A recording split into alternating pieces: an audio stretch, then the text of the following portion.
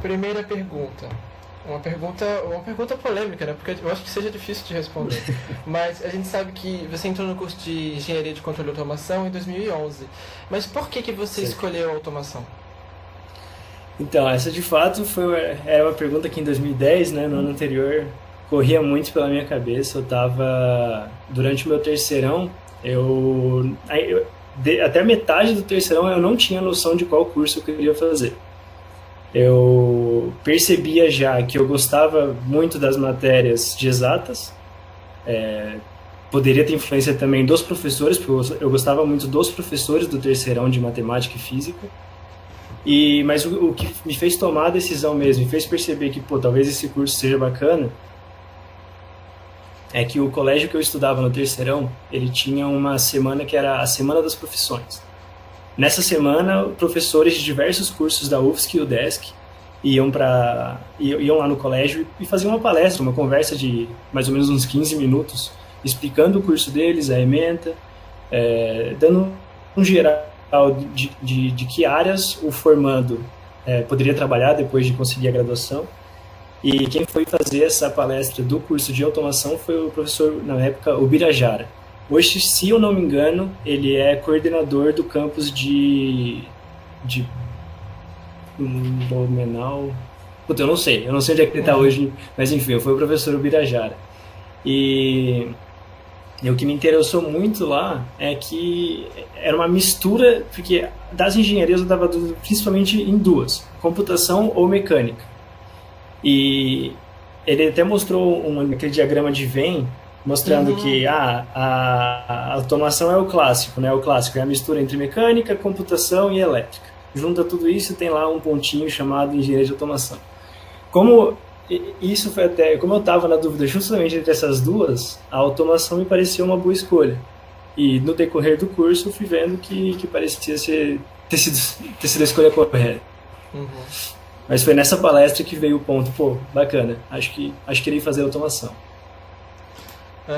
Eu também vi. Vou ter que dizer que eu também vi esse diagrama de Sven, ele me ajudou bastante. É um clássico, é um Porque eu clássico. tinha dúvida entre várias engenharias. E que bom saber, é um ponto comum, né? Muita gente vê isso, então. Aí, ó, sim, Depois disso, a gente viu que você entrou no. A gente viu que você entrou no Lixa, né? E aí eu queria te isso. perguntar, como que foi fazer essa bolsa interna na UFSC e teve bastante aprendizado? Foi uma boa adição? É, a resposta clara é sim, com certeza, eu não tenho dúvida alguma que foi uma boa adição.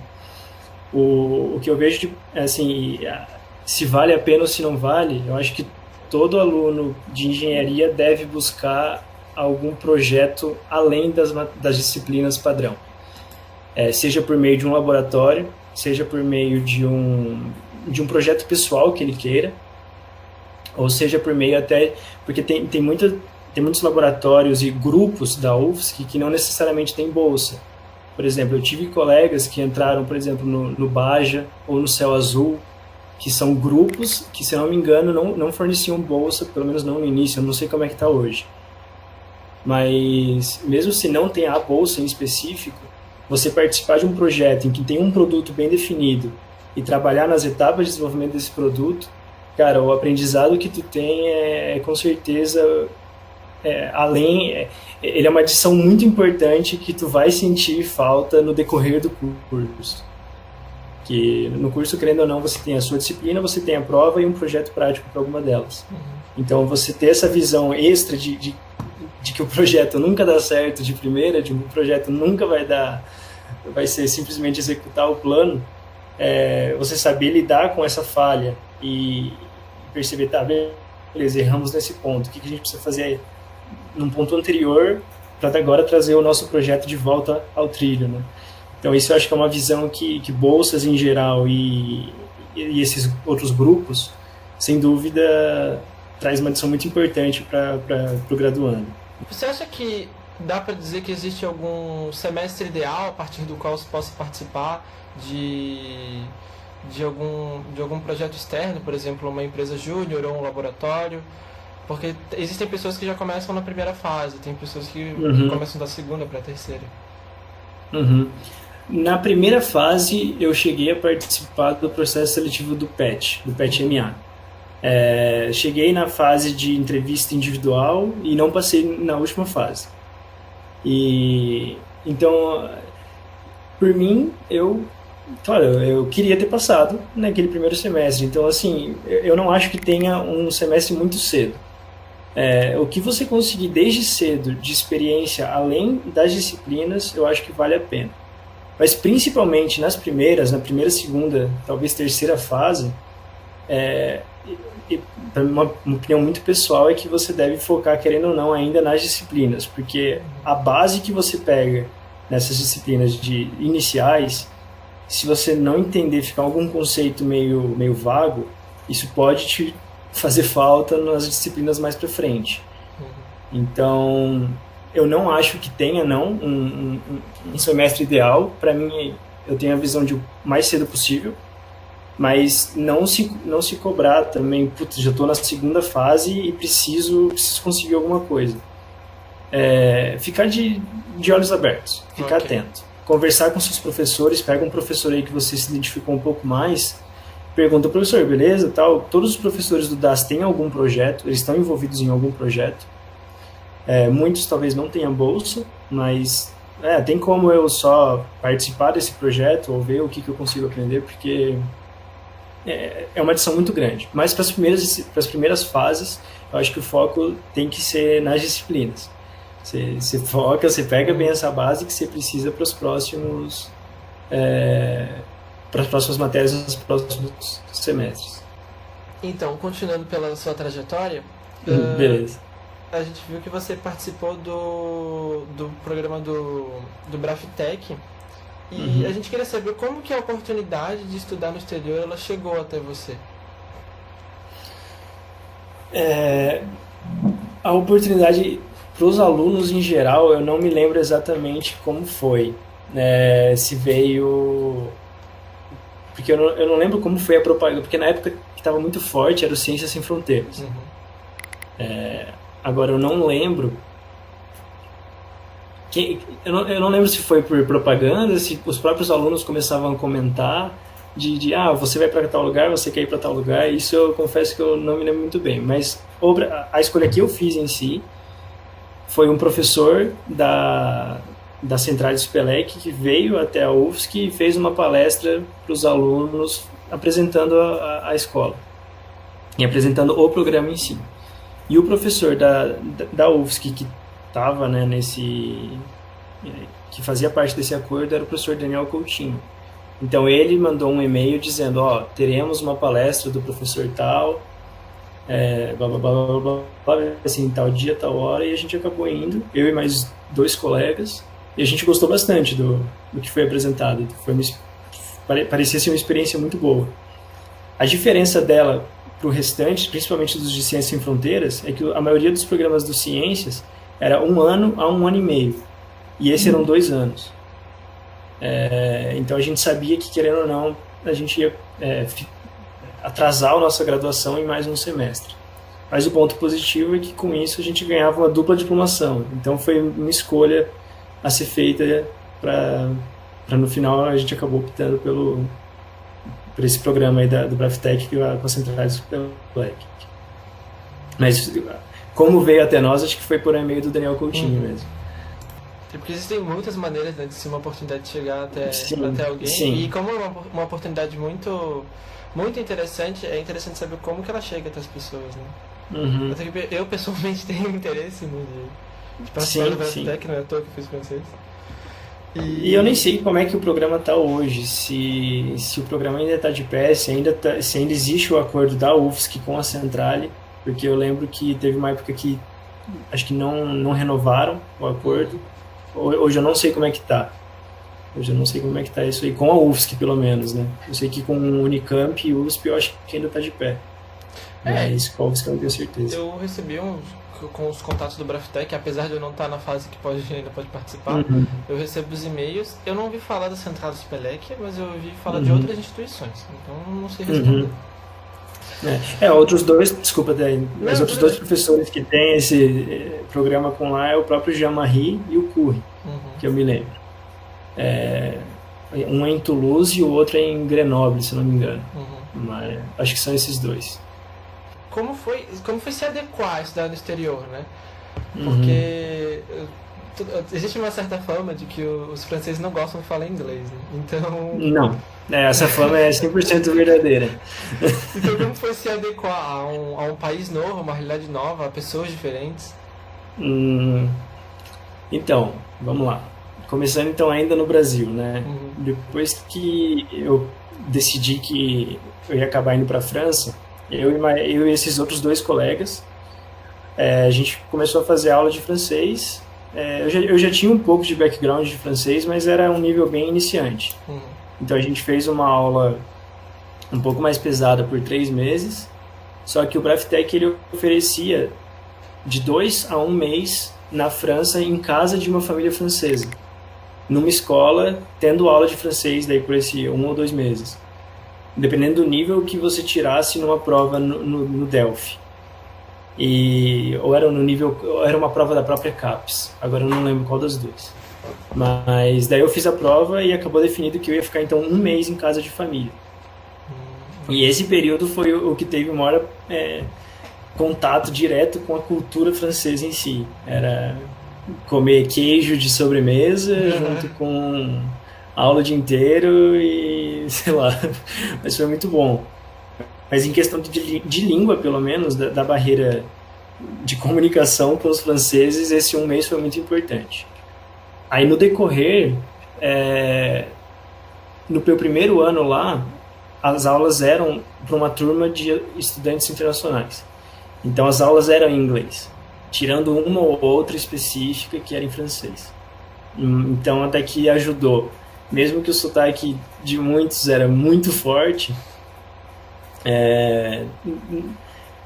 tendo outros brasileiros até junto contigo facilitava na hora de, sei lá, fazer um grupo de estudo, alguma coisa, porque estava pegando alguma matéria, dava para juntar o pessoal e fazer. Mas no final das contas a barreira linguística em si, cara, uma vez que você tá lá e tá com dificuldade de comunicar, você nem percebe, você só fala o que tá na sua cabeça, você vê que você errou, mas é se fazer entender, é você olhar para outro cara, independente de você ter conjugado errado um verbo ou não ter usado alguma coisa, você perceber que você passou a informação que você queria. E uma vez que você percebe que você está passando, você nem liga mais se você está errando ou não, depois você volta e faz sua aula de francês e continua estudando a língua, mas é muito mais essa questão de se fazer entender mesmo. Então nessa barreira de língua, questão de língua é mais ou menos isso.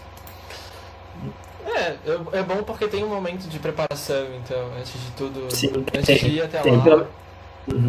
É uma coisa que eu realmente não sabia, que tinha aula de inglês primeiro, antes de se tornar integralmente em francês. Mas isso era só eu não sei se nas outras escolas também, mas na Central de Superec eles tinham uma turma de estudante internacional, que daí era praticamente, principalmente brasileiro e chinês. Eram as duas culturas que mais tinham lá, duas nacionalidades que mais tinham lá. Então, ajudou pro primeiro ano principalmente, que você ainda não domina tão bem a língua, foi bem... ter essa turma ajudou bastante. Bom, né? Eu achei bem interessante.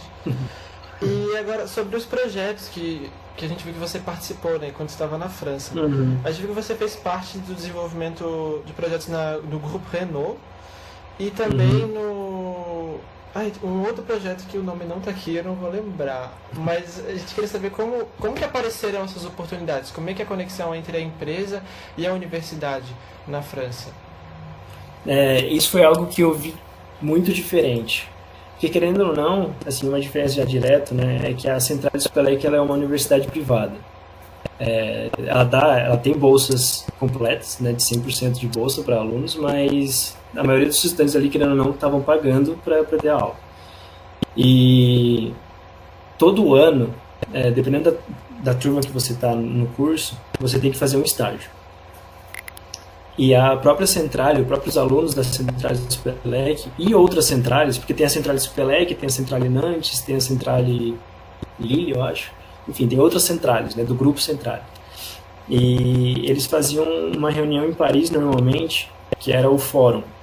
Nesse fórum, eles alugavam um espaço enorme, como se fosse realmente um centro de eventos, onde empresas iam e criavam um stand para oferecer para os alunos irem andando de stand em stand, assim como se fosse uma feira mesmo, uma feira de estágio, que a própria Centralia organizava, só para os alunos dela.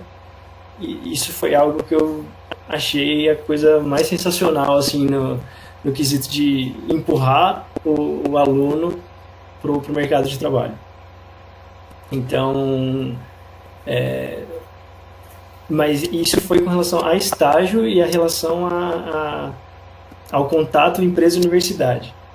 O projeto que eu fiz com a Renault era um projeto obrigatório que você tinha que fazer, que as empresas iam até a universidade, daí era um pouco diferente, e falavam, ó, eu tenho esse projeto que eu gostaria de trazer para cá para a gente trabalhar junto.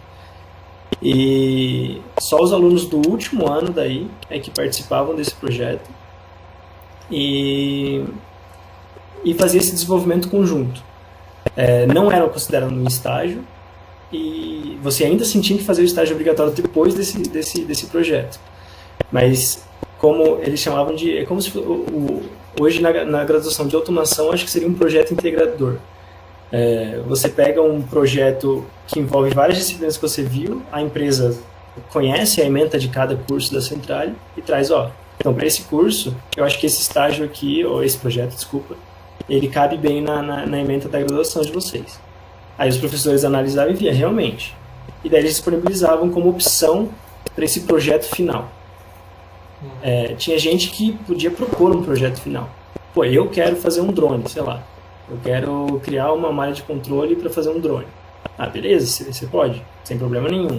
Tendo em vista que atinge tal e tal e tal requisito básico para se tornar um projeto de fim de curso, você pode fazer. Mas outros, tipo eu preferi fazer direto com a empresa, que eu achei bem bacana o projeto em si.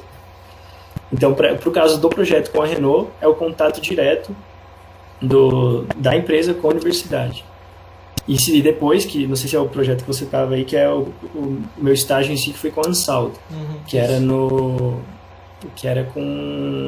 era desenvolvimento de uma plataforma praticamente de telemetria, que era a empresa responsável pelo sistema de controle de toda a linha ferroviária, boa parte da linha ferroviária da França. E muito bacana também, mas daí já se configurava mais como um estágio mesmo, e não como um projeto onde a empresa vai até a universidade oferecendo esse projeto. E assim, até respondendo a pergunta então, como que eu vejo essa integração entre empresa, entre mundo privado e o ensino, é algo que é muito delicado de falar, então o meu ponto de vista é muito direto à engenharia. Mas eu acho que na engenharia, para a engenharia, esse tipo de contato, esse tipo de projeto é extremamente relevante, porque tira um pouco o aluno da sala de aula. Traz para ele um problema real, de uma empresa real, com limitações reais de custo, de limitações físicas. Você não se baseia só no MATLAB, onde mesmo que você implemente restrições físicas, não é o mundo real. Você não vai no carro, por exemplo, e vai e testa lá, que nem foi o projeto que a gente fez, de estimar a temperatura do ímã do motor elétrico do carro. A gente depois foi testar. Testou no modelo, viu que funcionou, testou no carro e funcionou um pouco menos bem, mas funcionou também. Então, e você vê que o MATLAB, por mais sensacional que ele seja, ele não é ele não é a planta real. E ter essa noção de diferente de modelo e o objeto real é muito importante, eu acho que para o aluno, para qualquer área de engenharia. Então é algo que talvez eu sinta um pouco de falta na graduação da UFSC. Eu não sei como é que são outras universidades, mas esse contato eu acho que é bem importante. Traz muito, é uma adição bem legal para a graduação realmente. Essa pergunta estava na lista, mas é engraçado como ao longo da entrevista ela foi ficando cada vez mais importante, que é quanto do conhecimento que você usa hoje, quanto do conhecimento você sente que ele veio do curso em si, ou ele veio da sua dedicação pessoal ou veio das suas experiências de trabalho, tanto quanto estágio, ou até agora no seu trabalho atual na Embraer? Então, essa é uma pergunta. Realmente, ela, conforme vai correndo a entrevista, ela vai ficando mais importante, mas ela é muito difícil de responder. Porque às vezes é um pouco de sorte também, de eu acabar caindo numa área em que a gente toca exatamente num ponto específico de uma matéria, mas, por exemplo, eu não posso dizer para tudo, mas dos engenheiros da Embraer, eu não acho que exista um ali que consiga resolver uma integral dupla ou tripla de cabeça, sem precisar de alguma coisa, porque as disciplinas, elas servem, a visão que eu tenho é que elas servem principalmente para te dar a base de tu aprender a absorver um conteúdo e aplicar esse conteúdo. Trazer o que você aprendeu, que em teoria é algo muito passo a passo, muito bem definido, o contorno está muito bem definido, e expandir esse aprendizado para aplicar num produto um pouco diferente. Então, beleza. A pergunta: o que hoje eu uso que eu aprendi na UFSC em tal disciplina? Eu acho que eu posso dizer que hoje eu aplico principalmente o conhecimento que eu aprendi na disciplina de, acho que era conceitos de hidráulica e pneumática, que era na verdade um curso da mecânica. E sistemas digitais. Sistemas digitais eu também, que acho que é uma matéria da terceira fase ou segunda fase, não lembro, que é principalmente lógica booleana. Então, se for para pontuar duas disciplinas que hoje eu uso muito no meu dia a dia, são essas duas. E instrumentação também. Instrumentação, que é uma matéria da sétima fase, se não me engano. Essas são as três disciplinas, então, que eu uso todo dia, conceitos que eu aprendi nelas. Mas, por exemplo, realimentados, né, que eu acho que é considerado o monstro da engenharia de controle e automação. Eu rodei, inclusive, uma vez. O que ela fez de eu ter noção de que não adianta eu só estudar e meio que decorar um processo, eu vou rodar na prova. Eu tive que refazer a disciplina para estudar, para realmente entender o por trás, o porquê que eu estava fazendo aquilo que eu estava fazendo, para chegar num resultado, porque a prova era sempre muito diferente. O professor Júlio, ele é bom nisso. Ele sabe pegar aluno assim. E eu caí. Então, e hoje isso é algo que eu uso no dia a dia também. Esse aprendizado eu não trabalho com controle na Embraer. Então eu não uso os conceitos que eu aprendi em aula. Mas eu aprendi muito justamente rodando nessa disciplina, entendendo que você não aprende quando você lê a aula do professor, e repete o exercício que ele fez na aula. Você aprende na hora que você pega aquilo que ele te ensinou e aplica num problema que é totalmente diferente daquilo que ele passou. No momento que você consegue fazer essa distinção, aí eu acho que você realmente pegou o que aquela disciplina quis te passar. E nisso, que era em muitas disciplinas da UFSC que você acaba tendo que, da graduação ali do controle de automação, você acaba tendo que fazer.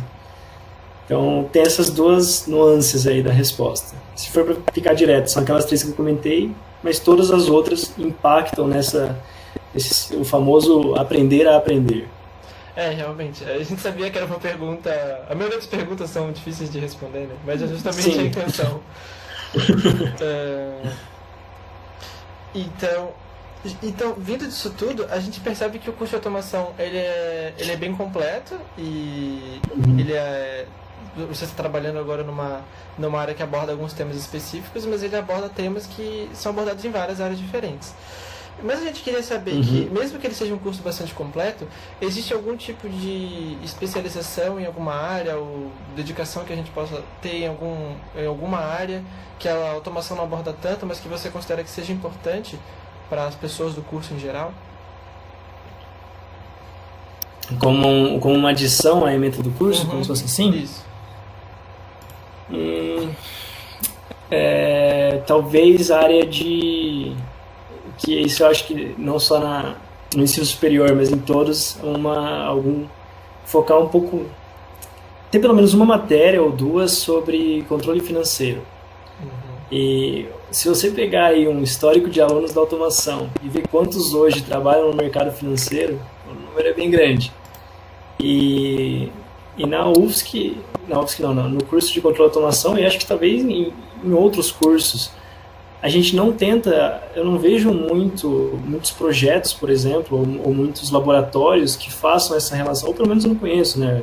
Talvez na época eu não tivesse essa visão justamente, de trazer conceitos de engenharia, porque engenharia no final é resolução de problema, independente de qual engenharia você faça. E o que mais tem problema, o que traz recursos e o que motiva as empresas é o retorno financeiro no final. Então, você saber trabalhar com problemas relacionados a questões financeiras, eu acho que talvez seja um ponto que seja sempre importante estar trabalhando no decorrer de uma graduação, para chegar a um momento aí que tem diversas casas de consultoria e você não se sentir perdido nesse ponto. Você sentir que pelo menos que uma base você tem. Nós estamos chegando quase no final da entrevista, a gente não fez nenhuma pausa, olha que legal. Você viu, E então, você teria alguma recomendação a mais, porque já foram muitas e muito importantes, mas tem alguma outra recomendação que você gostaria de passar aos calouros, às pessoas que estão chegando no curso agora?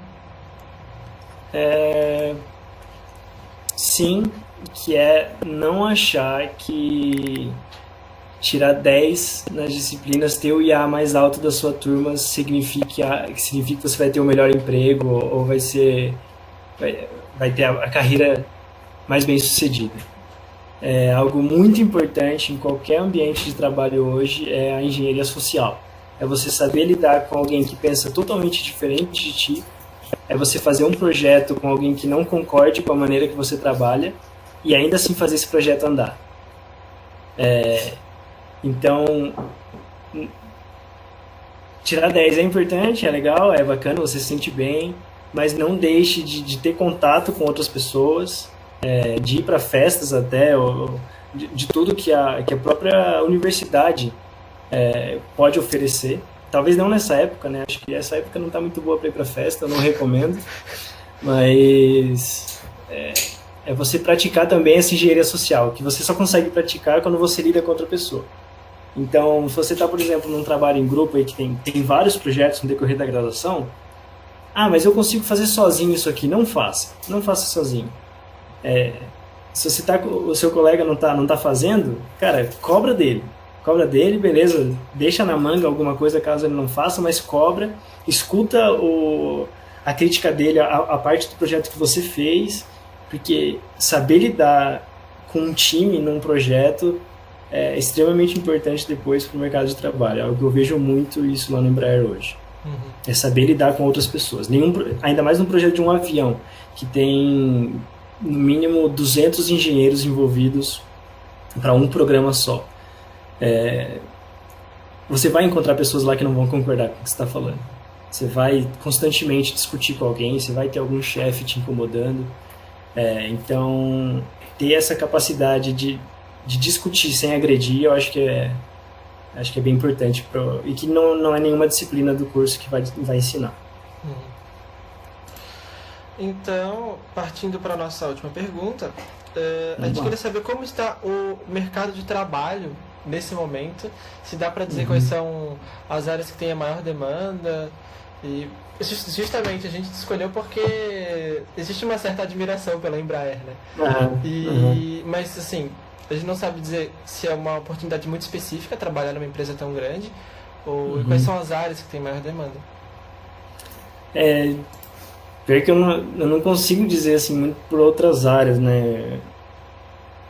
Da minha turma, que é querendo ou não, né, que eu tenho mais contato, o pessoal que se formou comigo, todos conseguiram emprego em no máximo aí 3 meses pós-graduação. Alguns já mudaram de emprego, inclusive, porque querendo ou não, a gente teve, acho que o primeiro da minha turma que se formou, se eu não me engano, foi em 2016-1 ou 15-2, não lembro. Mas alguns até já trocaram de emprego desde que se graduaram. A área, hoje, cara, acho que o que eu mais vejo saída dos graduandos é na área de programação e daí, tipo, de computação, beleza, desenvolvimento. Só aqui você vai achar 20 outras sub-áreas. Tem gente que vai só para desenvolvimento web, aí desenvolvimento web já abre de novo para front-end, back-end, ou outros serviços. Em questão de número, de oportunidade, desenvolvimento, eu acho que é a área hoje que é sempre bom ter pelo menos uma noção, para você ter ali uma base para conseguir um emprego. Talvez não seja o emprego que você define como o emprego dos sonhos, o emprego que eu quero até o final da minha carreira, mas ter noções de programação hoje é essencial para o mercado de engenharia, assim. Até pela ajuda que traz em raciocínio e em resolução de problema. Então está muito linkado uma coisa com a outra. Com relação a oportunidades na Embraer em si, o meu foi um pouco um caso à parte por conta do estágio que eu fiz. Que do estágio de final de curso já deu certo de abrir uma vaga e o meu chefe me ligar para ver se eu estava interessado ou não. Porque na época eu estava estudando para um programa que a Embraer tem e que hoje eu vejo até alunos da mecânica ou da própria elétrica estudando para esse curso, que é o PE, o Programa de Especialização em Engenharia Embraer. Ele é um curso de 1 ano e meio que, assim que é basicamente, eu não digo garantido porque já tiveram casos, mas é muito raro você daí terminar o curso e não ter uma vaga na Embraer. Então acho que hoje, pelo menos de empresas grandes assim, né, para a Embraer, esse é o caminho mais normal para conseguir um emprego de engenharia aqui na Embraer. Para outras empresas, infelizmente, eu não sei responder. Os processos seletivos variam muito. Mas acho que isso responde a pergunta.